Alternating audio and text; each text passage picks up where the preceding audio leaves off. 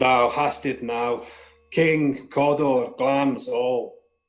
As the weird woman promised, I fear thou playest most foully for it.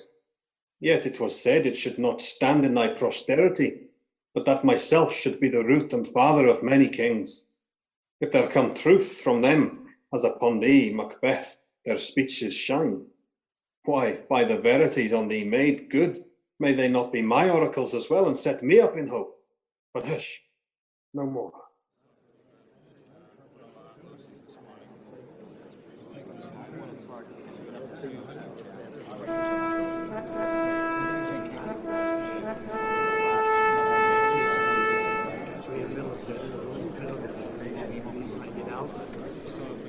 Here's our chief guest. If he had been forgotten, it had been as a gap in our great feast, and all thing unbecoming. Tonight we hold a solemn supper, sir, and I'll request your presence. Let your highness command upon me, to the which my duties are, with the most indissoluble tie forever knit. Ride you this afternoon? Aye, my good lord. We should else have desired your good advice, which still hath been both grave and prosperous in this day's council, but we'll take tomorrow. Is't far your ride? As far, my lord, as will fill up the time twixt this and supper. Go not my horse the better. I must become a borrower of the night for a dark hour or twain. Fail not our feast. My lord, I will not. We hear our bloody cousins are bestowed in England and in Ireland, not confessing their cruel parricide, filling their heroes with strange invention. But of that tomorrow, when therewithal we shall have cause of state craving us jointly. Hie to horse, adieu, till you return at night. Goes Fleance with you? Aye, my good lord, our time does call upon us. I wish your horses swift and sure of foot, and so I do commend you to their backs. Farewell. Let every man be master of his time till 7 at night. To make society the sweeter welcome, we'll keep ourselves till supper time alone. While then, God be with you. Sirrah, a word with you. Attend those men our pleasure. They are, my lord, without the palace gate. Bring them before us.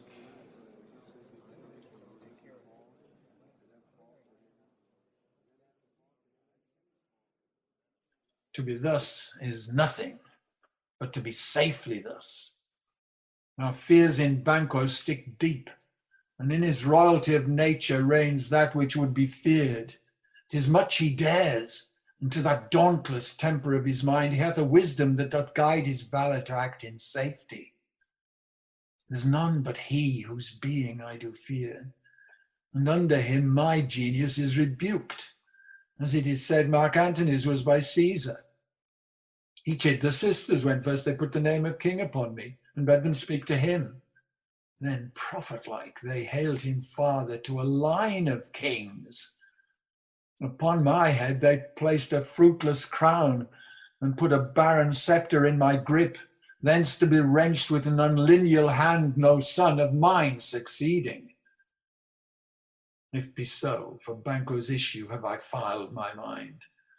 For them the gracious Duncan have I murdered, put rankers in the vessel of my peace only for them, and mine eternal jewel given to the common enemy of man, to make them kings, the seed of Banquo kings.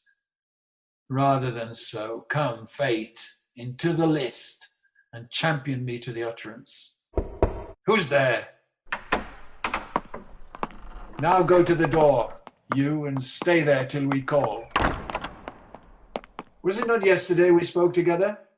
It was, so please your highness. Well then, now have you considered of my speeches? Know that it was he in the times past which held you so under fortune, which you thought had been our innocent self.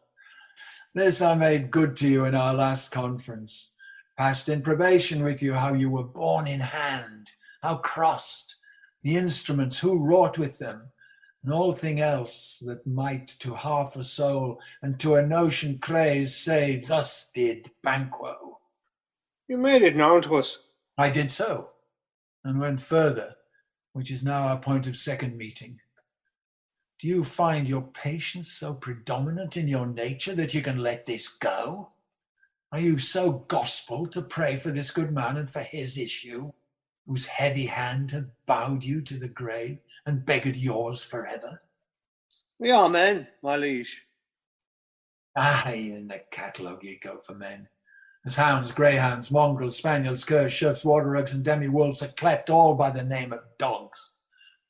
The valued file distinguishes the swift, the slow, the subtle, the housekeeper, the hunter, every one according to the gift which bounteous nature hath in him closed, whereby he does receive particular addition from the bill that writes them all alike. And so of men.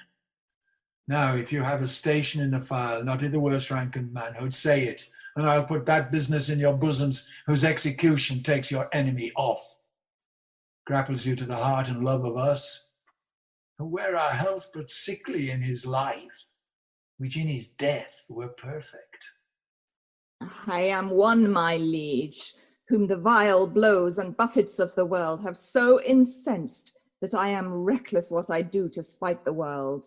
And I another, so weary with disasters tugged with fortune, that I would set my life on any chance, to mend it, or to be rid on it. Both of you know Banquo was your enemy. True, my lord. So he is mine, and in such bloody distance that every minute of his being thrusts against my nearest of life. And though I could with barefaced power sweep him from my sight and bid my will avouch it, yet I must not, for certain friends that are both his and mine, whose loves I may not drop, but wail his fall, who I myself struck down.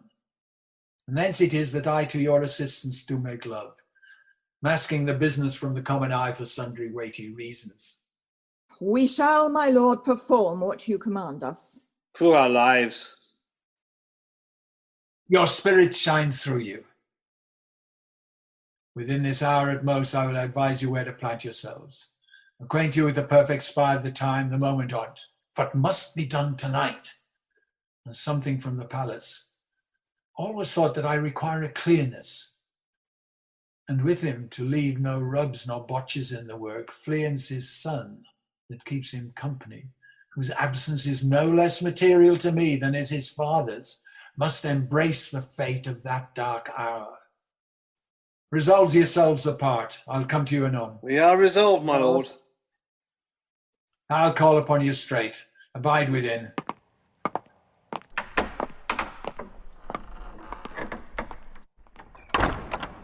It's concluded.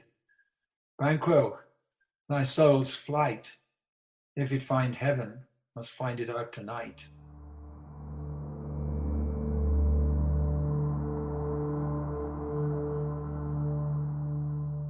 Is Banquo gone from court? Aye, madam, but returns again tonight. Say to the king I would attend his leisure for a few words. Madam, I will.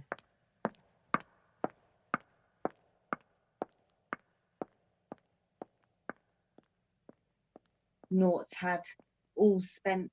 Where our desire is got without content, 'tis safer to be that which we destroy, than by destruction dwell in doubtful joy.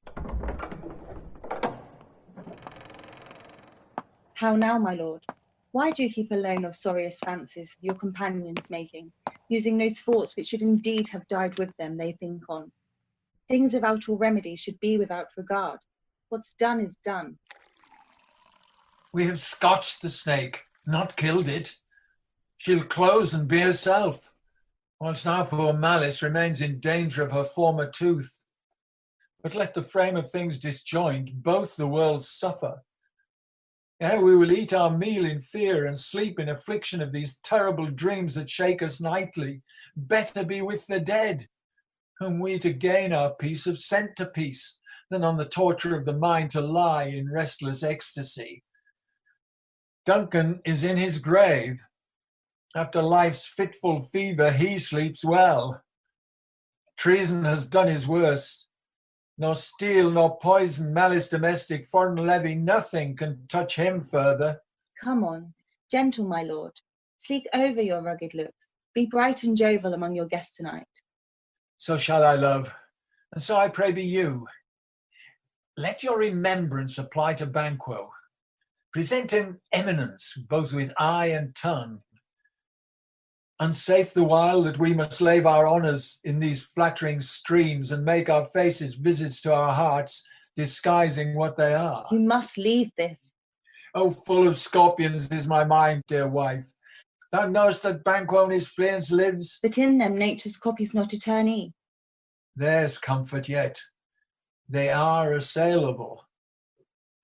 Then be thou jocund, ere the bat hath flown his cloistered flight, ere to black Hecate summons the shard-born beetle with his drowsy hums hath run night's yawning peal, there shall be done a deed of dreadful note. What's to be done? Be innocent of the knowledge, dearest Chuck, till thou applaud the deed. Come, sealing night, scarf up the tender eye of pitiful day, and with thy bloody and invisible hand cancel and tear to pieces that great bond which keeps me pale. Light thickens, and the crow makes wing to the rooky wood. Good things of day begin to droop and drowse, while night's black agents to their praise do rouse. Thou marvellest at my words, but hold thee still. Things bad begun make strong themselves by ill. So, prithee, go with me.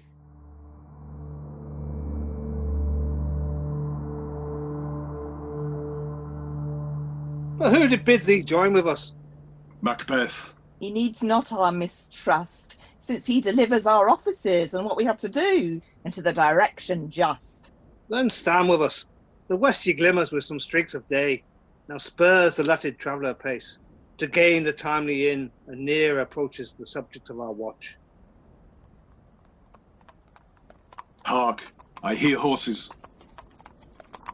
Give us a light there. Oh. Then 'tis he. The rest are within the note of expectation already in the court. His horses go about. Almost a mile, but he does usually, so all men do, from hence to the palace gate, making their walk.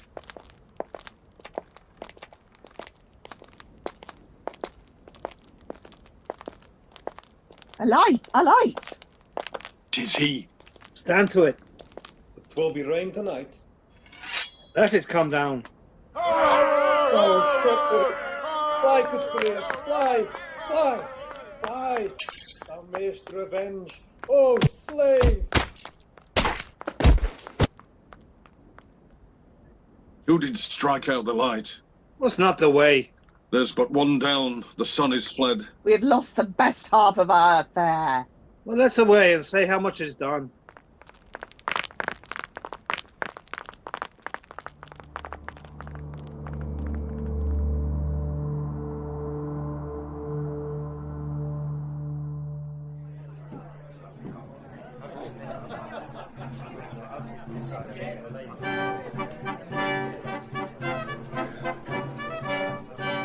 You know your own degrees. Sit down.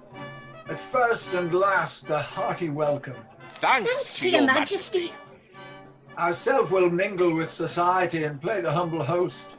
Our hostess keeps her state, but in the best time we will require her welcome. Pronounce it for me, sir, to all our friends, for my heart speaks they are welcome. See, they encounter thee with their heart's thanks. Both sides are even. Here, I'll sit in the midst. Be large in mirth, and on we'll drink and measure the table round. There's blood upon thy face. 'Tis Banquo's then. 'Tis better thee without than he within. Is he dispatched? My lord, his throat is cut. That's what I did for him.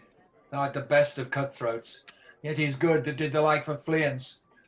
If thou didst it, thou art the nonpareil. Most royal, sir. Fleance escaped. Then comes my fit again. I had else been perfect, whole as the marble, founded as the rock, as broad and general as the casing air. But now I'm cabined, cribbed, confined, bound in to saucy doubts and fears. But Banquo's safe. Aye, my good lord, safe in the ditch he bides, with 20 trench gashes on his head, the least a death to nature. Oh, thanks for that. There the grown serpent lies. The worm that's fled hath nature that in time will venom breed, but no teeth for the present. Get thee gone. We'll hear ourselves again. My royal lord, you do not give the cheer. The feast is sold that is not often vouched while 'tis a making. 'Tis given with welcome, to feed where best at home. From thence the sauce to meat is ceremony, meat where bear without it. Sweet remembrancer.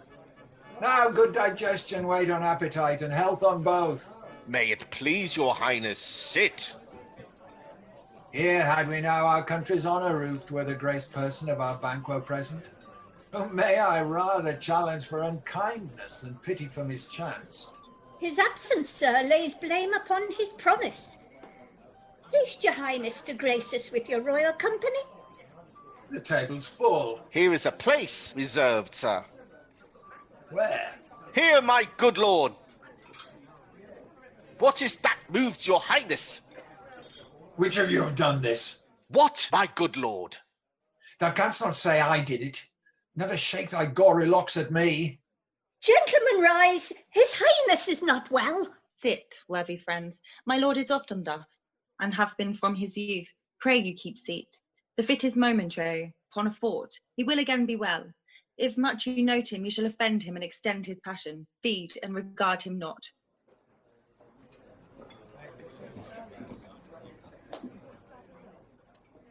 Are you a man?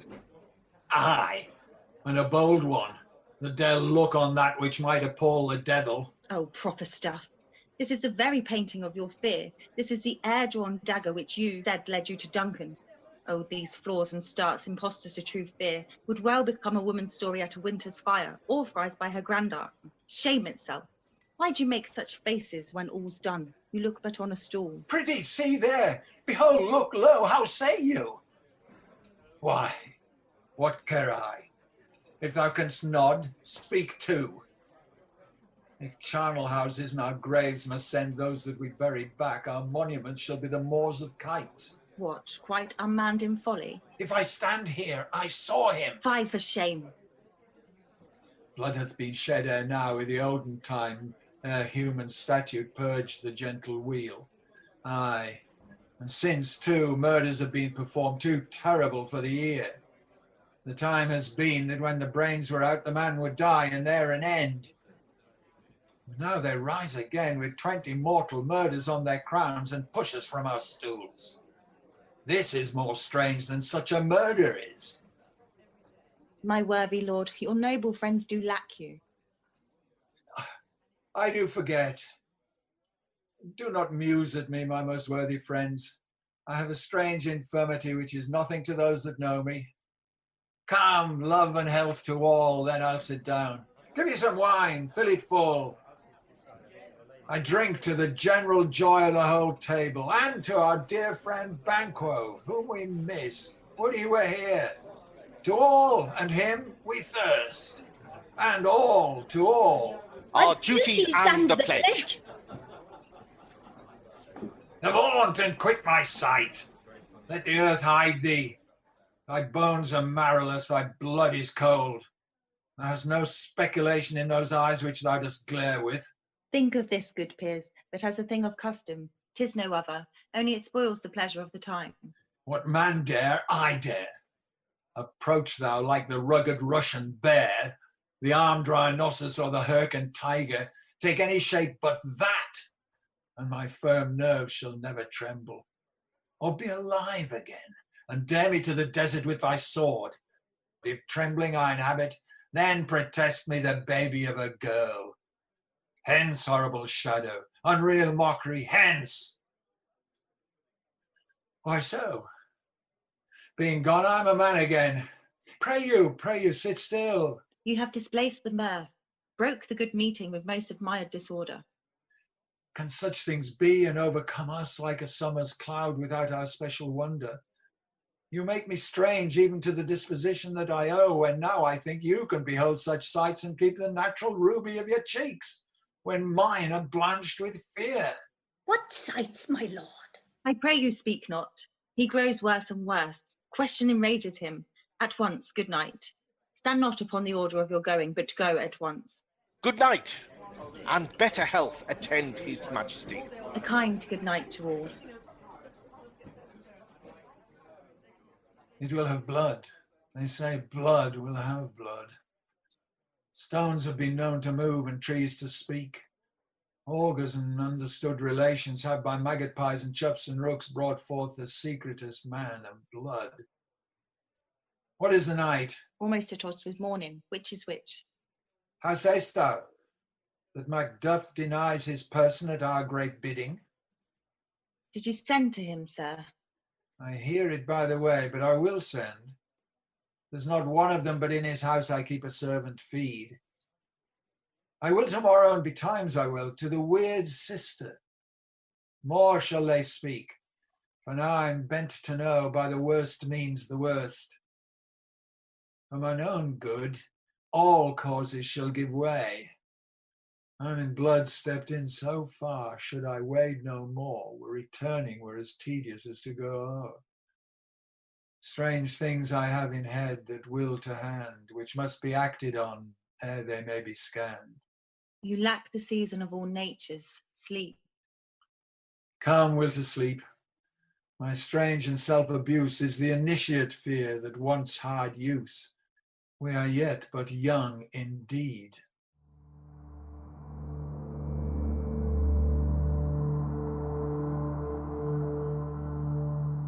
My former speeches have but hit your thought, which can interpret further. Only, I say, things have been strangely born. The gracious Duncan was pitied of Macbeth. Marry, he was dead, and the right valiant Banquo walked too late. Whom you may say, if't please you, Fleance killed, for Fleance fled. Men must not walk too late. Who cannot want the thought how monstrous it was for Malcolm and for Donalbain to kill their gracious father?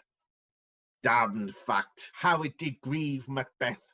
Did he not straight in pious rage the two delinquents tear, that were the slaves of drink and thralls of sleep? Was not that nobly done? Aye, and wisely too, for 'twould have hungered any heart alive to hear the men deny it. So that I say he was born all things well, and I do think that had he Duncan's sons under his key, as and please heaven he shall not, they should find were 'twere to kill a father. So should Fleance, but peace. For from broad words and cause he failed, his presence at the tyrant's feast. I hear Macduff lives in disgrace. Sir, can you tell where he bestows himself? The son of Duncan, from whom this tyrant holds the due of birth, lives in the English court, and is received of the most pious Edward with such grace that the malevolence of fortune nothing take from his high respect.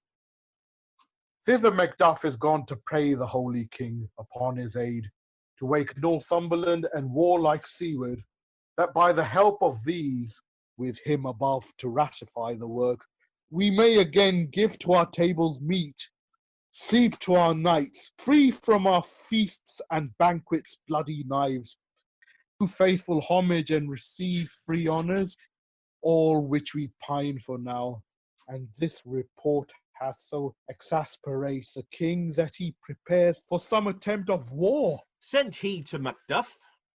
He did, and with an absolute, "Sir, not I," the cloudy messenger turns me his back and hums, as who should say, "You rue the time that clogs me with the answer." And that well might, to advise him to a caution, to hold what distance his wisdom can provide.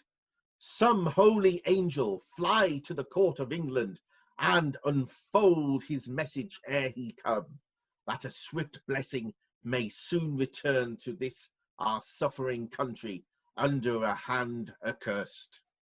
I'll send my prayers with him.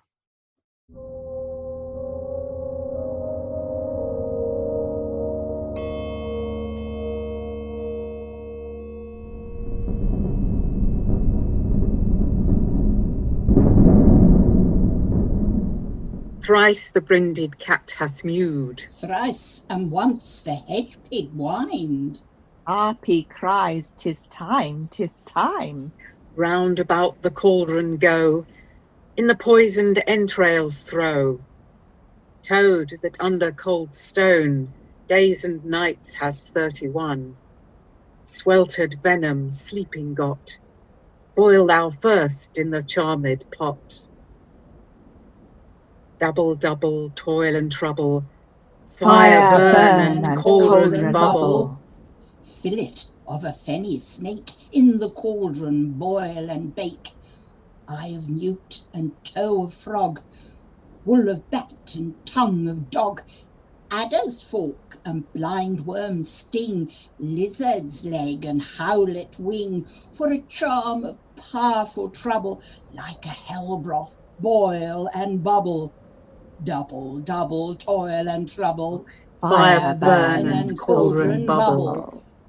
Scale of dragon, tooth of wolf, witch's mummy, moor and gulf of the ravined sea salt shark, root of hemlock digged in the dark, liver of blaspheming Jew, gall of goat, and slips of yew slivered in the moon's eclipse, nose of Turk and Tartar's lips, finger of birth strangled babe, ditch delivered by a drab, make the gruel thick and slab. Add thereto a tiger's children for the ingredients of our cauldron. Double, double toil and trouble, Fire burn and cauldron bubble. Cool it with a baboon's blood, then the charm is firm and good.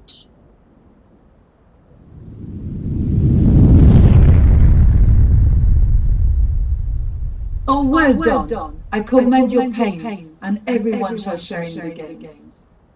And now about the cauldron sing, like elves and fairies in the ring, and chanting all that you put in.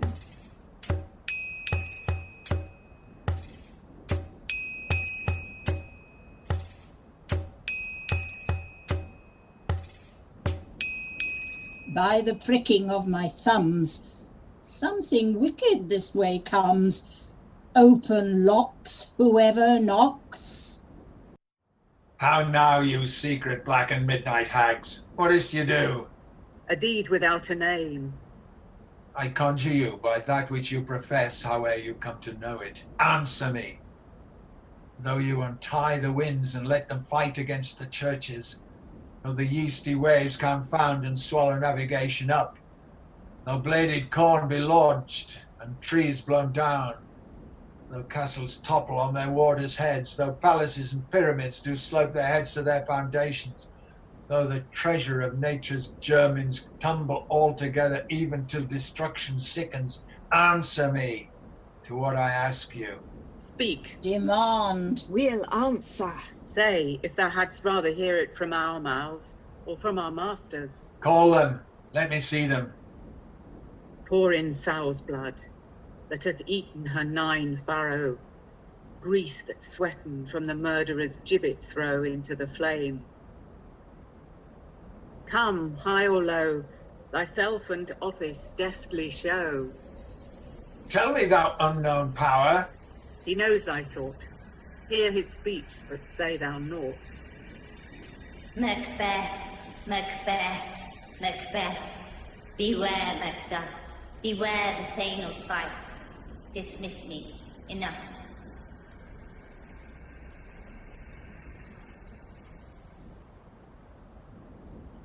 Whate'er thou art, for thy good caution, thanks.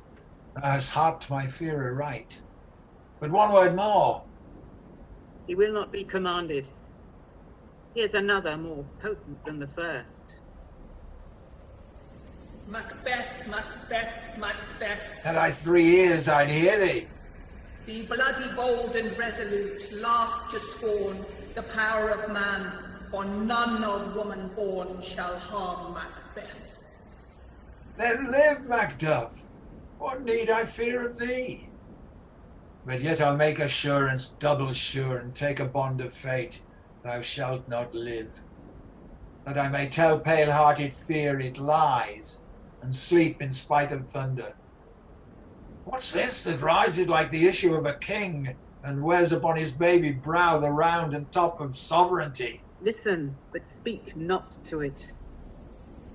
Be lion-mettled, proud, and take no care.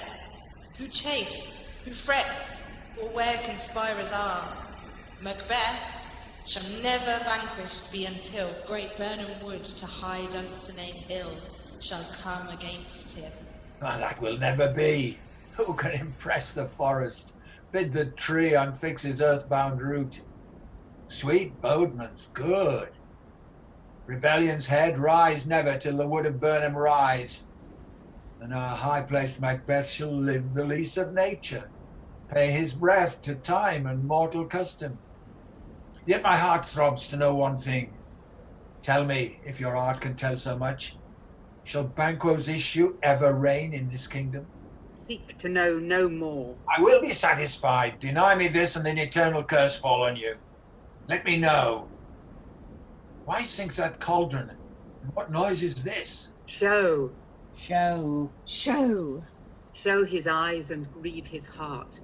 Come like shadows, so depart. Now I do like the spirit of Banquo down. Thy crown does sear mine eyeballs. And thy hair, thou other gold-brown bow, is like the first. The third is like the former, filthy hags. Why do you show me this? A fourth, start eyes. What will the line stretch out to the crack of doom? Another yet, a seventh. I'll see no more. And yet the eighth appears, who bears a glass which shows me many more. And some I see that twofold balls and treble sceptres carry. Horrible sight! Now I see 'tis true, for the blood-boltered Banquo smiles upon me and points at them for his. What is this, so? Aye, sir, all this is so. But why stands Macbeth thus amazedly? Come, sisters, cheer we up his spirits, and show the best of our delights. I'll charm the air to give a sound, while you perform your antic round, that this great king may kindly say, our duties did his welcome pay.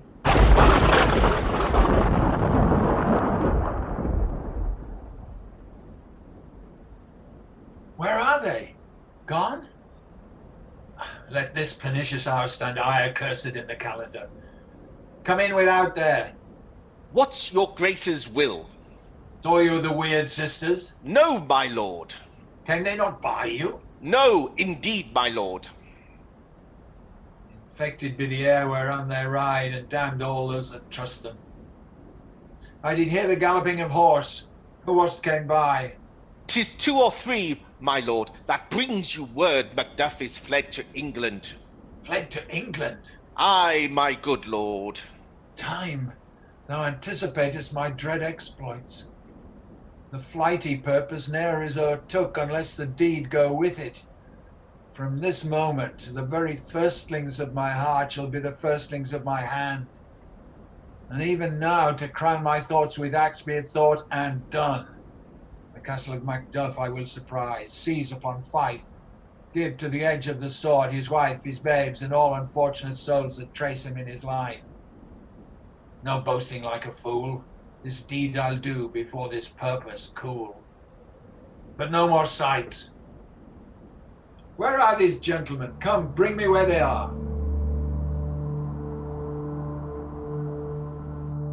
What had he done to make him fly the land? You must have patience, madam. He had none. His flight was madness, when our actions do not.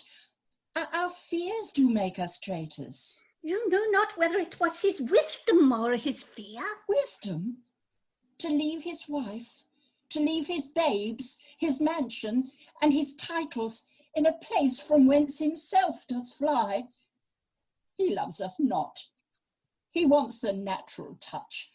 For the poor wren, the most diminutive of birds will fight, so young's in the nest against the owl. All is the fear, and nothing is the love, as little is the wisdom, where the flight so runs against all reason. My dearest coz, I pray you school yourself. For your husband, he is noble, wise, judicious, and best knows the fits of the season. I dare not speak much further, but cruel are the times when we are traitors and do not know ourselves, when we hold rumour from what we fear, yet know not what we fear, but float upon a wild and violent sea each way and move. I take my leave of you, shall not be long, but I'll be here again. Things at the worst will cease, or else climb upward to what they were before. My pretty cousin, blessing upon you. Fathered is he, and yet he is fatherless. I am so much a fool should I stay longer. It should be my disgrace and your discomfort. I'll take my leave at once. Sarah, your father's dead. And what will you do now? How will you live? As birds do, mother. What? With worms and flies? With what I get, I mean, and so do they. Poor bird. Thou'dst never fear the net nor lime, the pitfall nor the gin. Why should I, mother? Poor birds, they are not set for. My father is not dead, for all you're saying. Yes, he is dead.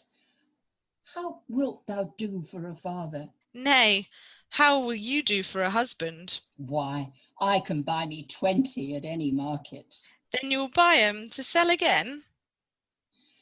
Thou speak'st with all thy wit, and yet i' faith with wit enough for thee.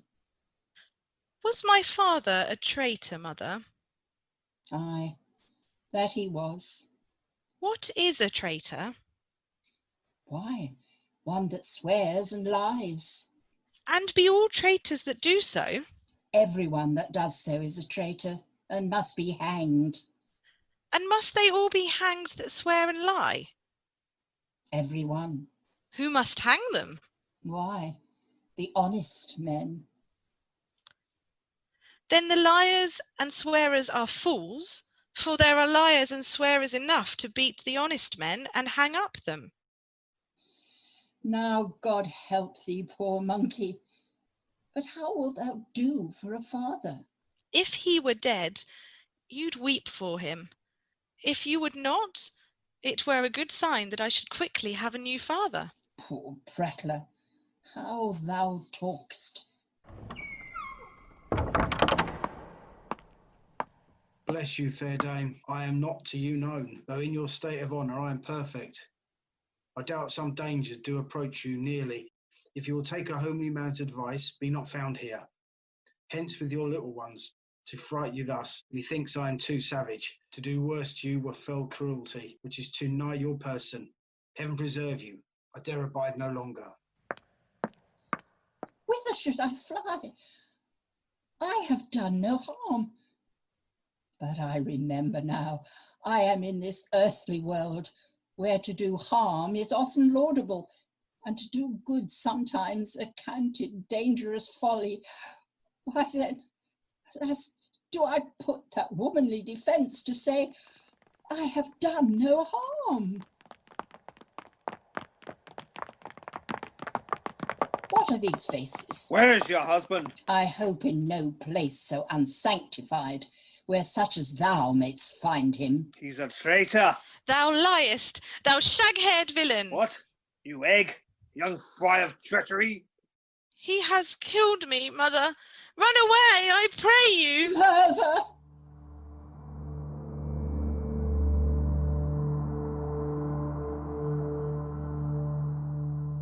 Let us seek out some desolate shade, and there weep our sad bosoms empty. Let us rather hold fast the mortal sword, and like good men bestride our downfall and burst them. Each new morn, new widows howl, new orphans cry, new sorrows strike heaven on the face, that it resounds as it felt with Scotland and yelled out like syllable of dolor. What I believe I'll wail. What I know believe, and what I can redress as I shall find time to friend, I will.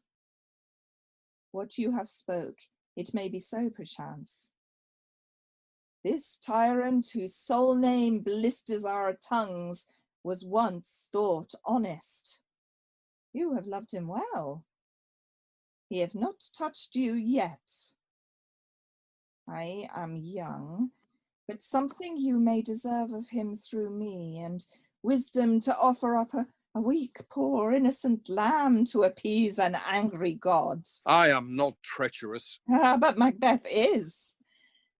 A good and virtuous nature may recoil to an imperial charge. But I shall crave your pardon. That which you are, my thoughts cannot transpose. Angels are bright still, though the brightest fell. Though all things foul would wear the brows of grace, yet grace must still look so. I have lost my hopes. Perchance even there, where I did find my doubts, why in that rawness left you wife and child? These precious motives, these strong notes of love without leave taking?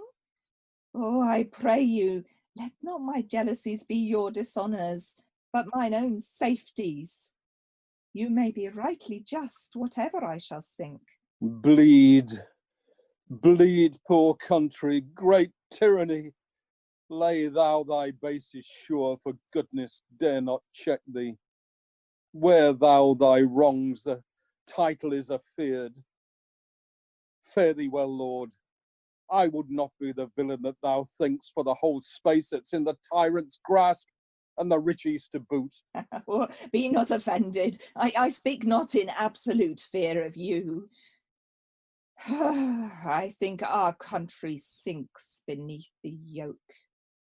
It weeps and bleeds, and each new day a gash is added to her wounds.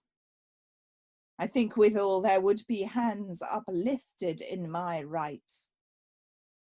And here, from gracious England, have I offer of goodly thousands. But for all this, when I shall tread upon the tyrant's head, or wear it on my sword, yet my poor country shall have more vices than it had before, more suffer, and more sundry ways than ever by him that shall succeed. What should he be? It is myself, I mean, in whom I know all the particulars of vice are so grafted, that when they shall be opened, black Macbeth will seem as pure as snow, and the pure state esteem him as a lamb, being compared with my confineless harms. Not in the legions of horrid hell can come a devil more damned in evils to top Macbeth. I grant him bloody, luxurious, avaricious, false and deceitful, sudden, malicious, smacking of every sin that has a name. There is no bottom, none in my voluptuousness. Your wives, your daughters, your matrons, and your maids could not fill up the cisterns of my lust, and my desire all continent impediments would bear that did oppose my will. Better Macbeth than such as one to reign. Boundless intemperance in nature is a tyranny. It hath been the untimely emptying of the happy throne and fall of many kings. But fear not yet to take upon you what is yours. You may convey your pleasures in a spacious plenty, and yet seem cold. The time you may so hoodwink, we have willing dames enough. There cannot be that vulture in you, to devour so many as will to greatness dedicate themselves, finding it so inclined.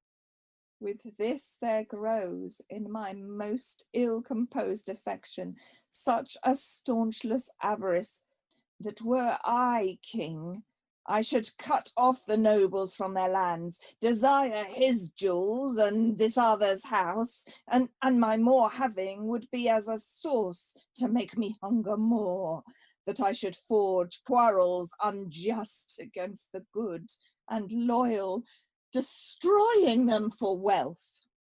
This avarice sticks deeper. grows with more pernicious root than summer seeming lust. And it hath been the sword of our slain kings, yet do not fear. Scotland hath poisons to fill up your well of your mere own. All these are portable, with other graces weighed. But I have none.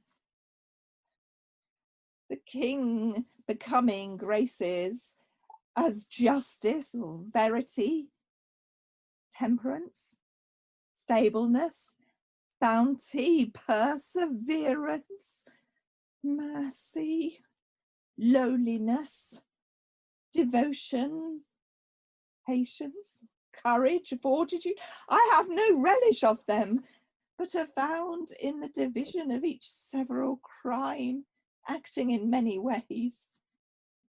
Nay, had I power, I should pour the sweet milk of concord into hell, uproar the universal peace and confound all unity on earth. Oh, Scotland, Scotland! If such as one be fit to govern, speak. I am as I have spoken. Fit to govern, no, not to live.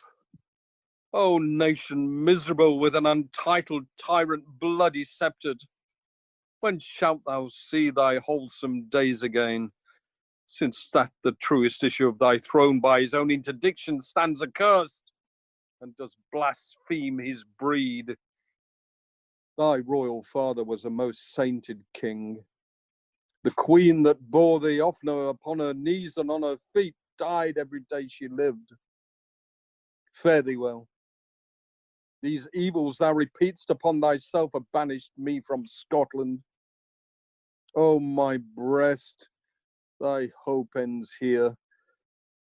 Macduff, this noble passion, child of integrity, hath from thy soul wiped the black scruples, reconciled my thoughts to thy good truth and honour.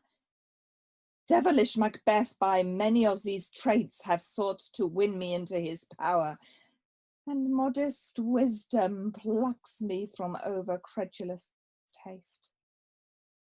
But God above deal between thee and me, for even now I put myself in thy direction, and unspeak my own detraction. Here abjure the taints and blames I laid upon myself, for strangers to my nature. I am yet unknown to woman. I never was forsworn. I scarcely have coveted what was mine own. At no time broke my faith. Would not betray the devil to his fellow, and delight no less in truth than life. My first false speaking was this upon myself. What I am truly is thine, and my poor country's to command. Whither indeed, before thy here approach, old Seward with 10,000 warlike men, already at a point was setting forth. Now we'll together, and the chance of goodness be like our warranted quarrel. Why are you silent? Such welcome and unwelcome things at once. 'Tis hard to reconcile. Well, more anon. Comes the king forth, I pray you? Aye, sir. They're a crew of wretched souls. They stay his cure. Their malady convinces the great assay of art. But at his touch, such sanctity hath heaven given his hand, they presently amend. I thank you, doctor. What's the disease he means? 'Tis called the evil. A most miraculous work in this good king, which often since my here remain in England I have seen him do. How he solicits heaven himself best knows, but strangely visited people all swollen and ulcerous and pitiful to the eye, the mere despair of surgery he cures by hanging a golden stamp around their necks, put on with holy prayers, and 'tis spoken to the succeeding royalty he leaves the healing benediction. With this strange virtue he have a heavenly gift of prophecy, and sundry blessings hang about his throne that speak him full of grace. See, who comes here? Yes, my countryman, but yet I know him not. My ever gentle cousin, welcome hither. Ah, I know him now. Good God, betimes remove the means that makes us strangers. Sir, amen. Stand Scotland where it did. Alas, poor country, almost afraid to know itself. It cannot be called our mother, but our grave, where nothing, but who knows nothing, is once seen to smile. Where sighs and groans and shrieks that rend the air are made, not marked. Where violent sorrow seems a modern ecstasy, the dead man's knell. Is there scarce asked for who, and good men's lives expire before the flowers in their caps dying or ere they sicken? Oh, relations, too nice and yet too true. What's the newest grief? That of an hour's age doth hiss the speaker, each minute teems a new one. How does my wife?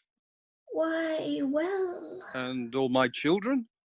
Well, too. The tyrant has not battered at their peace? No, they were well at peace when I did leave 'em. Be not a niggard of your speech. How goest?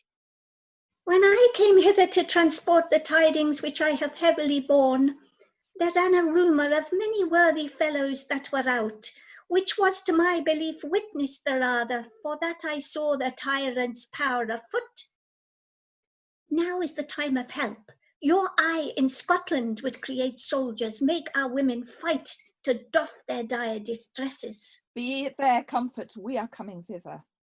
Gracious England has lent us good Seward and 10,000 men, and older and a better soldier none that Christendom gives out.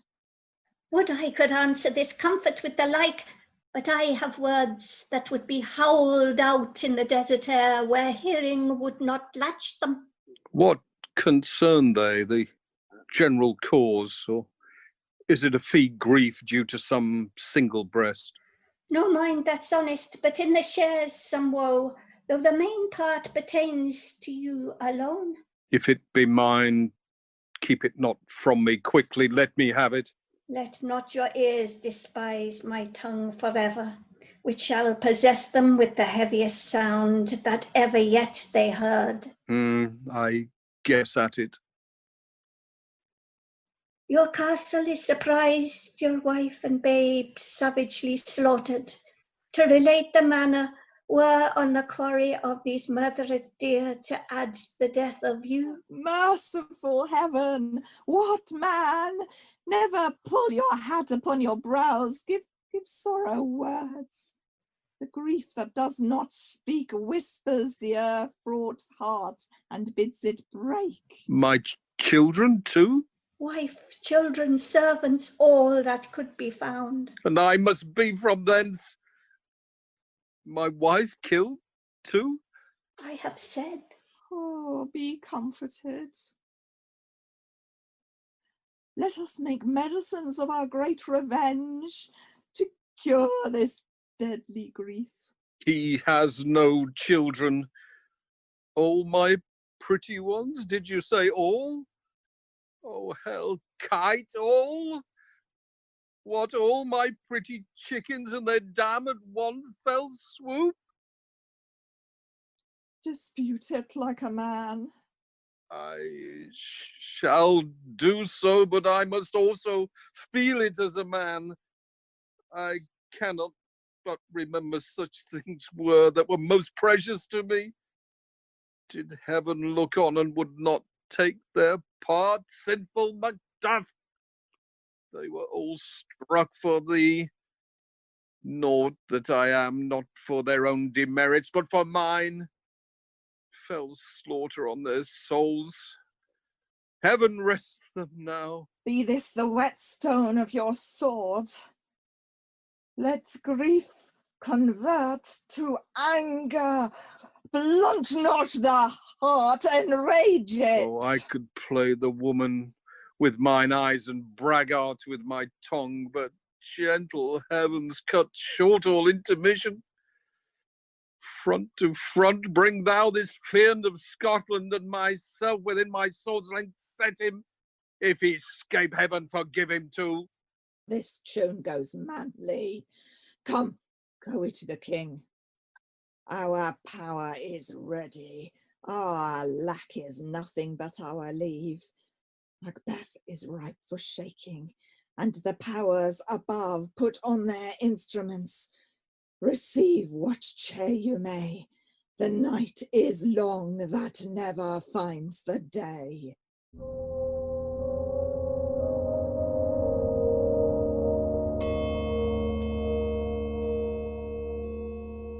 I have 2 nights watched with you, but can perceive no truth in your report. When was it she last walked?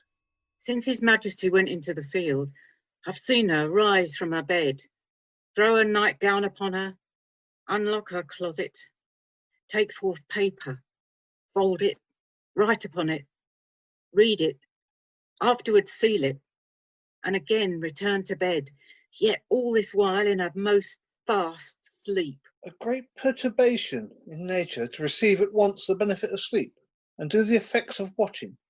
In this slumbery agitation, besides her walking and other actual performances, what, at any time, have you heard her say? That, sir, which I will not report after her. You may to me, as 'tis most meet you should. Neither to you nor anyone, having no witness to confirm my speech. Lo you, here she comes. This is her very guise, and upon my life fast asleep. Observe her, stand close. How came she by that light? Why, it stood by her. She has light by her continually. 'Tis her command. You see, her eyes are open. Aye, but their sense are shut. What is it she does now? Look, how she rubs her hands. It is an accustomed action with her, to seem thus washing her hands. I've known her continue in this a quarter of an hour. Yet, here's a spot. Hark, she speaks. I will set down what comes from her to satisfy my remembrance for the more strongly. Out, damn spot. Out, I say. 1, 2. Why then, 'tis time to do it. Hell is murky. Fie, my lord, fie. A soldier and afeard? What need we fear who knows it, when none can call our power to account? Yet, who would have thought the old man to have had so much blood in him? Do you mark that? The Thane of Fife had a wife. Where is she now? What, will these hands ne'er be clean? No more of that, my lord, no more of that. You mar all with this starting. Go to, go to. You have known what you should not.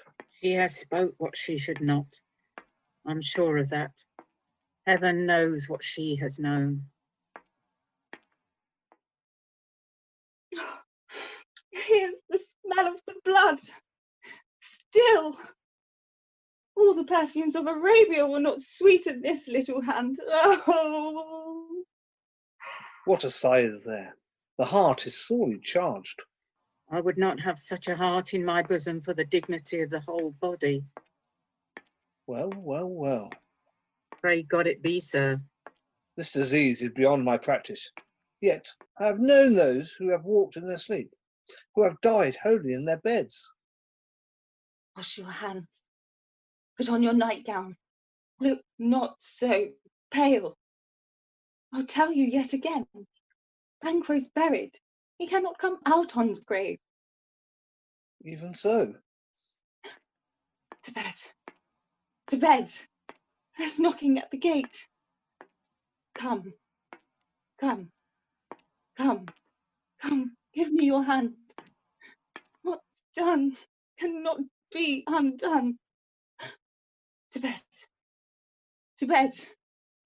To bed. Will she now go to bed? Directly. Foul whisperings are abroad. Unnatural deeds do breed unnatural troubles. Infected minds to their deaf pillows will discharge their secrets. More needs she the divine than the physician. God forgive us all. Look after her. Remove her from all means of all annoyance, and still keep eyes upon her. So good night. My mind she has mated and amazed my sight. I think, but dare not speak. Good night, good doctor.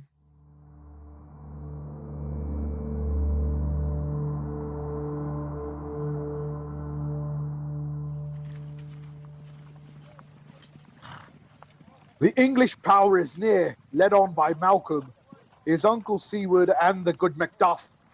Revenges burn in them, for their dear causes would to the bleeding and the grim alarm excite the mortified man. Near Burnham Wood shall we meet them.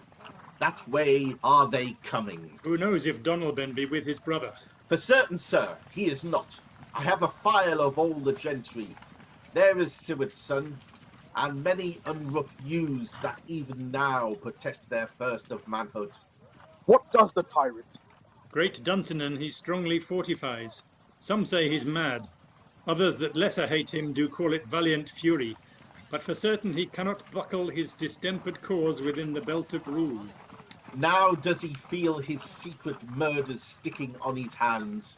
Now minutely revolts upbraid his faith breach. Those he commands move only in command, nothing in love. Now does he feel his title hang loose about him, like a giant's robe upon a dwarfish thief. Who then shall blame his pestered senses to recoil and start, when all that is within him does condemn itself for being there? Well, march we on, to give obedience where 'tis truly owed. Meet we the medicine of the sickly weal, and with him pour we in our country's purge each drop of us. Or so much as it needs, to dew the softened flower and drown the weeds. Make we our march towards Burnham. Bring me no more reports, let them fly all. Till Burnham Wood remove to Dunsinane, I cannot taint with fear. What's the boy Malcolm? Was he not born of woman? The spirits that know all mortal consequences have pronounced me thus. Fear not, Macbeth. No man that's born of woman shall e'er have power upon thee. Then fly, false thanes, and mingle with the English epicures.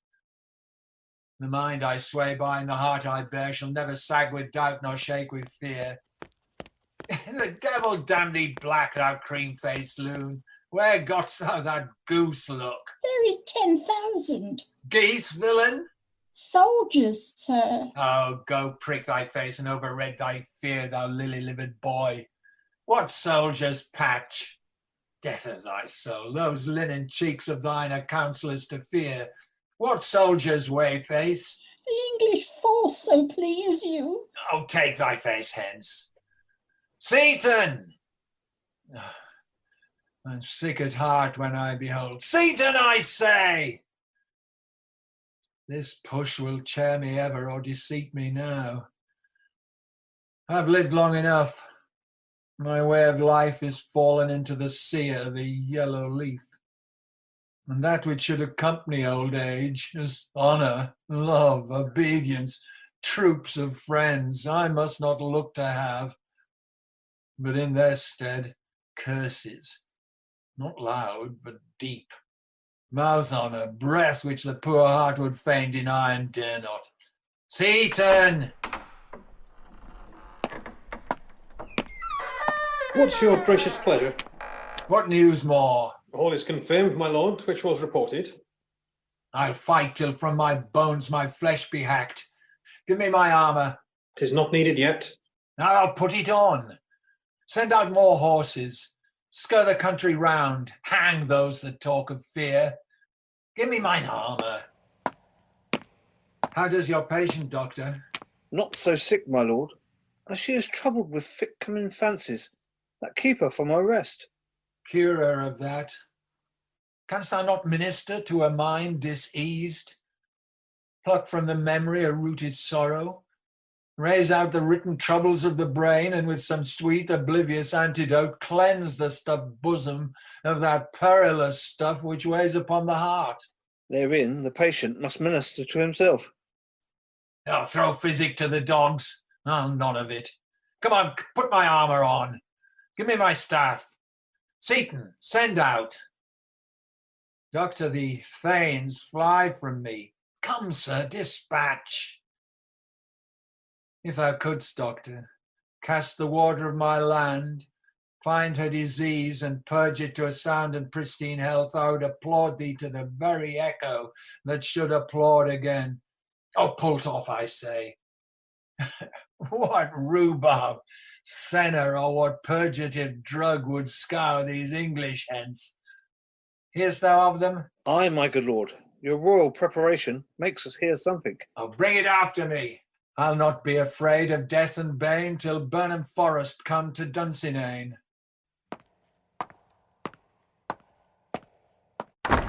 Were I from Dunsinane, away and clear, profit again should hardly draw me here. Cousins, I hope the days are near at hand that Chambers will be safe. We doubt it nothing. What wood is this before us? The wood of Burnham. Let every soldier hew him down a bough and bear it before him.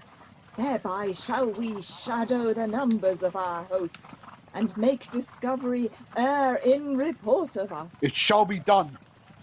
We learn no other but the confident tyrant keeps still in Dunsinane, and will endure our setting down before it. 'Tis his main hope. For where there is advantage to be taken, both more and less have given him the revolt. And none serve with him but constrained things, whose hearts are absent too. Let our just censures attend the true event, and put we on industrious soldiership. The time approaches that will with due decision make us know what we shall say we have and what we owe. Thoughts speculative their unsure hopes relate, but certain issues strokes must arbitrate, towards which advance the war. Hang out our banners on the outward walls. The cry is still they come. Our castle's strength will laugh a siege to scorn. Here let them lie till the famine and the ague eat them up. Were they not forced with those that should be ours, we might have met them dareful, beard to beard, and beat them backward home. What's that noise? 'Tis the cry of women, my good lord. I've almost forgot the taste of fears. The time has been my senses would have cooled to hear a night shriek, and my fell of hair would at a dismal treatise rouse and stir as life were in it. I've supped full with horrors. Dying as familiar to my slaughterous thoughts cannot once start me. Wherefore was that cry? The Queen, my lord, is dead. She should have died hereafter. There would have been a time for such a word. Tomorrow and tomorrow and tomorrow creeps in this petty pace from day to day to the last syllable of recorded time. And all our yesterdays have lighted fools the way to dusty death. Out, out, brief candle. Life's but a walking shadow, a poor player that struts and frets his hour upon the stage and then is heard no more. It's a tale told by an idiot, full of sound and fury, signifying nothing. Thou comest to use thy tongue, thy story quickly. Gracious, my lord, I should report that which I say I saw, but know not how to do it. Well, say, sir. As I did stand my watch upon the hill, I looked towards Burnham, and anon methought the wood began to move. Liar and slave! Let me endure thy wrath, if be not so. Within this 3 mile may you see it coming. I say a moving grove. If thou speaks false, upon the next tree shalt thou hang alive till famine cling thee. If thy speech be sooth, I care not if thou dost for me as much. I pull in resolution, and begin to doubt the equivocation of the fiend that lies like truth. Fear not till Burnham Wood do come to Dunsinane. Now a wood comes towards Dunsinane. Arm, arm and out! If this which here vouches does appear, there's nor flying hence nor tarrying here. I gain to be aweary of the sun, and wish the estate of the world were now undone. Ring the alarm bell. Blow wind, come rack. At least we'll die with harness on our back. Now, near enough. Your leafy screens throw down and show like those you are. You, worthy uncle, shall with my cousin, your right noble son, lead our first battle. Worthy Macduff and we shall take upon us what else remains to do, according to our order. Fare you well. Do we but find the tyrant's power tonight, let us be beaten if we cannot fight. Make all our trumpets speak. Give them all breath, those clamorous harbingers of blood and death.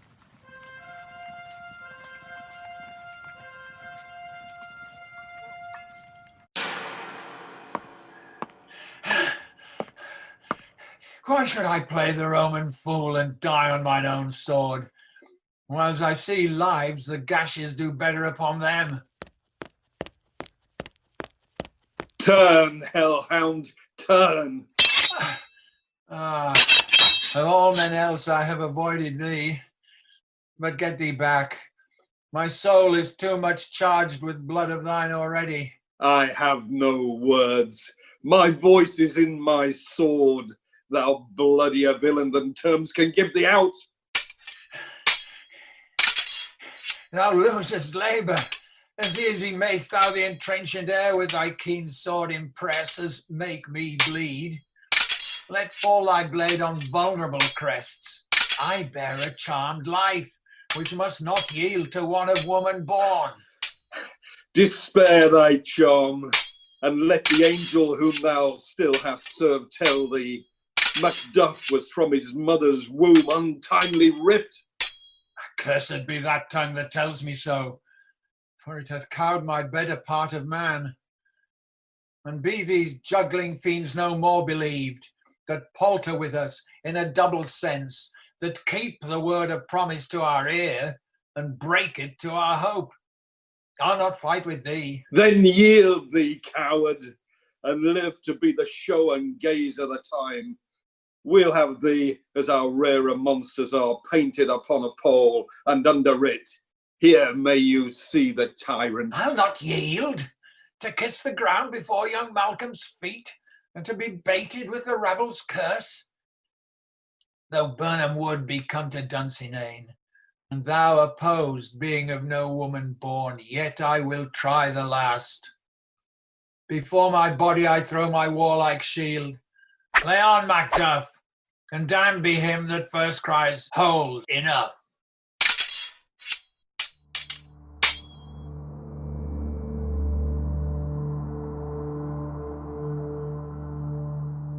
I would the friends we miss were safe arrived.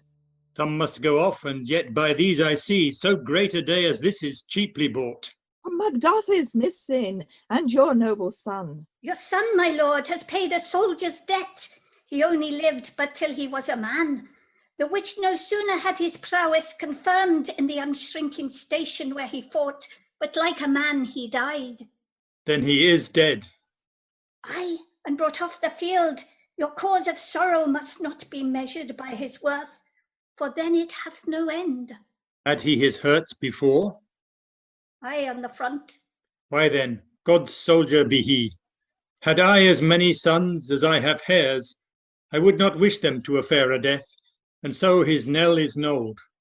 He is worth more sorrow than I'll spend for him. He's worth no more. They say he parted well and paid his score, and so God be with him. Here comes newer comfort. Hail, King, for so thou art. Behold where stands the usurper's cursed head. The time is free. I set thee compassed with thy kingdom's pearl, that speak my salutation in their minds, whose voices I desire, aloud with mine. Hail, King of Scotland! Hail, King of Scotland!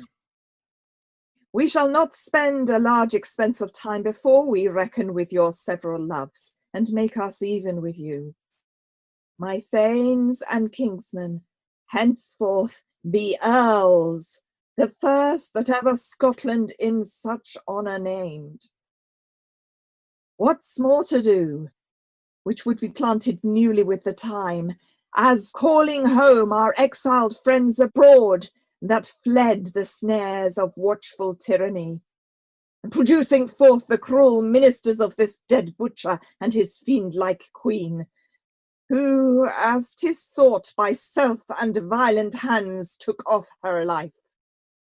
This, and what needful else that calls upon us, by the grace of grace, we will perform in measure, time, and place. So thanks to all at once, and to each one whom we invite to see us crowned at Scone.